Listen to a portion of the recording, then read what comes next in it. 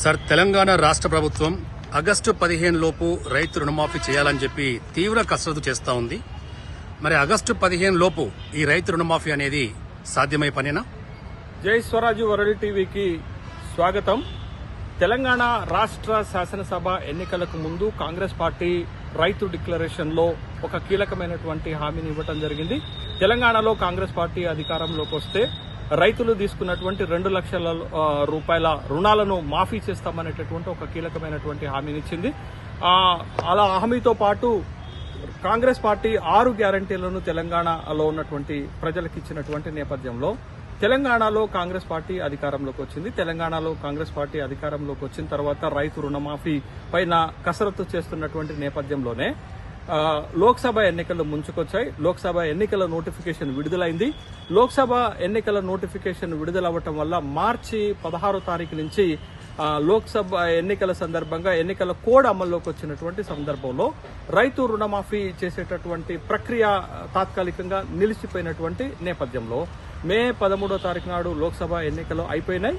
లోక్సభ ఎన్నికలు అయిపోయిన తర్వాత పాలనపైన దృష్టి పెడుతున్నానని రేవంత్ రెడ్డి గారు స్వయంగా ప్రకటించారు. దాంట్లో ముఖ్యంగా రైతు రుణమాఫీకి రేవంత్ రెడ్డి ప్రభుత్వం మొదటి ప్రాధాన్యత ఇస్తుందనేటటువంటి ఒక హామీనిచ్చారు. అయితే లోక్సభ ఎన్నికల సందర్భంగా కూడా ప్రతిపక్షాలు రైతు రుణమాఫీకి సంబంధించినటువంటి అంశాన్ని ఒక ప్రచారాస్త్రంగా కూడా వాడుకున్నటువంటి సందర్భాన్ని మనం చూసాం.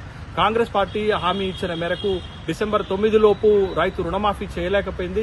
రైతు రుణమాఫీ పైన మీ వైఖరి ఏంటి అనేటటువంటి విమర్శలు అటు బీఆర్ఎస్ పార్టీ నుంచి బీజేపీ నుండి వచ్చినటువంటి సందర్భంలో తెలంగాణ రాష్ట్ర ముఖ్యమంత్రిగా రేవంత్ రెడ్డి గారు అనేక లోక్సభ ఎన్నికల సందర్భంగా జరిగినటువంటి బహిరంగ సభలలో ఆగస్టు 15 లోపు తెలంగాణ రాష్ట్ర ప్రభుత్వము 2 లక్షల రూపాయల రైతు రుణాలను మాఫీ చేయడానికి కట్టుబడి ఉంది అనేటటువంటి ఒట్లు పెట్టుకుని దేవతలపైన దేవుళ్లపైన ఒట్లు పెట్టుకోవాల్సినటువంటి సందర్భం కూడా వచ్చింది. అది రాజకీయ పరంగా జరిగినటువంటి విమర్శలుగా మనం చూస్తే అయితే ఇప్పుడు కోడ్ ఎత్తివేసినారు. జూన్ 6వ తారీఖు నాడు లోక్సభ ఎన్నికలకు సంబంధించినటువంటి కోడ్ను ఎత్తివేసిన తర్వాత తెలంగాణ రాష్ట్ర ప్రభుత్వము ముఖ్యమంత్రి హోదాలో సమీక్ష చేశారు. ఆ సమీక్షలో తీసుకున్నటువంటి కీలకమైనటువంటి నిర్ణయం ఇప్పటి వరకు 2 లక్షల రూపాయల రుణాన్ని రైతుల రుణాన్ని మాఫీ చేయడానికి కీలకమైనటువంటి నిర్ణయం తీసుకున్నారు. 2019 ఏప్రిల్ 1వ తారీఖు నుంచి 2024 వరకు తీసుకున్నటువంటి రుణాలను మాఫీ చేయాలనేటటువంటి ఒక కట్ ఆఫ్ కూడా పెట్టుకున్నారు. దానికి విధి విధానాలు తయారు చేయమనేటటువంటి ఆదేశాలు ముఖ్యమంత్రి గారు ఇచ్చారు. బ్యాంకర్లతోటి కూడా సమావేశం జరపబోతున్నటువంటి నేపథ్యంలో ఏ బ్యాంకులో ఏ రైతుకి ఎంత రుణం ఉంది, ఎవరు అర్హులు అనేటటువంటి విధి విధానాలు తయారు చేస్తున్నటువంటి క్రమంలో ఆగస్టు 15 లోపు రైతు రుణాలను 2 లక్షల రూపాయల రుణాలను గనక కాంగ్రెస్ పార్టీ మాఫీ చేయగలిగితే అది కాంగ్రెస్ పార్టీ యొక్క ప్రతిష్టను పెంచుతుంది, కాంగ్రెస్ పార్టీ యొక్క క్రెడిబిలిటీని పెంచుతుంది, కాంగ్రెస్ పార్టీ యొక్క ఇమేజ్ ని తెలంగాణ రాష్ట్రంలో ఖచ్చితంగా పెంచుతుంది. అయితే 2 లక్షల రూపాయల రైతు రుణాలు మాఫీ చేయటం అంత సులభమైనటువంటి విషయం కాదనేటటువంటి అభిప్రాయాలు కూడా వ్యక్తమవుతున్నటువంటి నేపథ్యంలో రేవంత్ రెడ్డి సర్కారు ఏ విధానం ద్వారా ఈ 2 లక్షల రూపాయల రుణాలను మాఫీ చేయబోతున్నారనేటటువంటి విశ్లేషణలు కూడా పెద్ద ఎత్తున జరుగుతున్నాయి. దరిదాపు 40 లక్షల మంది రైతులకు ప్రయోజనం చేకూర్చే విధంగా 40,000 కోట్ల రూపాయల రైతు రుణాలు మాఫీ చేయబోతున్నారనేటటువంటి సందర్భంలో ఇంత పెద్ద మొత్తాన్ని రాష్ట్ర ప్రభుత్వం ఏ విధంగా మొబిలైజ్ చేసుకోగలుగుతుంది అనేటటువంటి విశ్లేషణలో భాగంగా ప్రభుత్వం వైపు నుంచి వస్తున్నటువంటి సమాధానాల్లో భాగంగా రైతు రుణాలు మాఫీ చేయడానికి ఒక కార్పొరేషన్ ఏర్పాటు చేయబోతున్నారు. కార్పొరేషన్ కి కావాల్సినటువంటి నిధులను వివిధ శాఖల నుంచి ఏ మార్గాల ద్వారా నిధులు వస్తాయనేటటువంటి గ్యారంటీని ఇవ్వడం ద్వారా బ్యాంకులను ఒప్పించడం ద్వారా, రిజర్వ్ బ్యాంకును ఒప్పించడం ద్వారా, కేంద్ర ప్రభుత్వాన్ని ఒప్పించడం ద్వారా రైతులకు ఉన్నటువంటి ఈ 40,000 కోట్ల రూపాయల రుణాలను మాఫీ చేయడానికి తీవ్రమైనటువంటి కసరత్తు రేవంత్ రెడ్డి సర్కార్ చేస్తున్నట్లుగానే చూడాలి. రేవంత్ రెడ్డి సర్కార్ చాలా ప్రాధాన్యత కలిగినటువంటి అంశంగా రైతు రుణమాఫీని తీసుకున్నట్టుగా మనం చూసాం. అయితే రాజకీయ పరంగా వచ్చినటువంటి సవాళ్లలో లోక్సభ ఎన్నికల సందర్భంగా జరిగినటువంటి సవాళ్లలో రేవంత్ రెడ్డి ప్రభుత్వం గనక ఆగస్టు 15 నాటికి రైతు రుణాలను మాఫీ చేయగలిగితే నేను నా సిద్దిపేట ఎమ్మెల్యే పదవికి రాజీనామా చేస్తానని హరీష్ రావు గారు ఒక ఛాలెంజ్ చేయడం జరిగింది.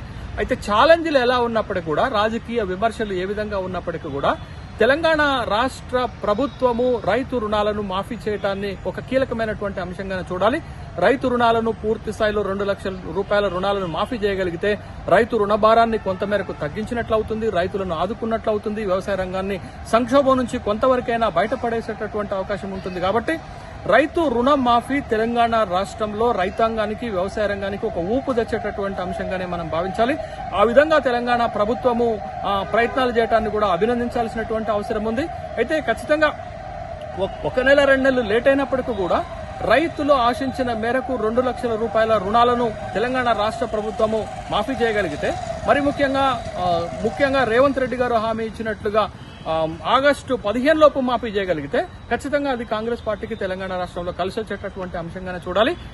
రాజకీయంగా కలిసి వచ్చినా రాకపోయినా, రాజకీయంగా ప్రయోజనం కలిగినా కలగకపోయినా ఖచ్చితంగా రైతాంగానికి వ్యవసాయ రంగానికి రుణమాఫీ అనేది ఒక అవసరమైనటువంటి ప్రక్రియగానే మనం చూడాలి. ఆ విధంగా కాంగ్రెస్ పార్టీ ప్రయత్నం చేయడానికి కాంగ్రెస్ పార్టీని అభినందించాల్సినటువంటి అవసరం ఉంది. ప్రతిపక్షాల విమర్శలకు తావు లేకుండా ముఖ్యంగా ఎక్కువ మంది రైతులకు లబ్ధి కలిగే విధంగా రుణమాఫీలో అనవసరమైనటువంటి నిబంధనలు పెట్టకుండా కాంగ్రెస్ ప్రభుత్వం చిత్తశుద్దితోటి 2 లక్షల రూపాయల రైతు రుణాలను మాఫీ చేయబోతుందని ఆశిద్దాం.